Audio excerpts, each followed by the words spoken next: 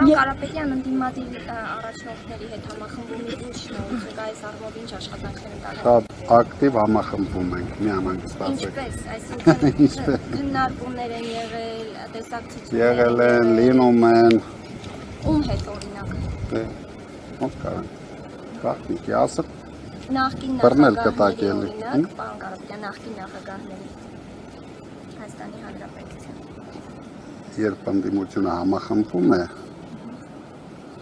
եթե իրենք ցանկություն ունենային մեր գործընկերները ընդունում էին իմ առաջարկությունը ուղիղ ետերում համախմբվեինք, դուք հիմա կտեսնեիք ու ես կասեի, բայց քանի որ ցանկություն եղավ համախմբվել, բայց որ դուք չիմանաք, ես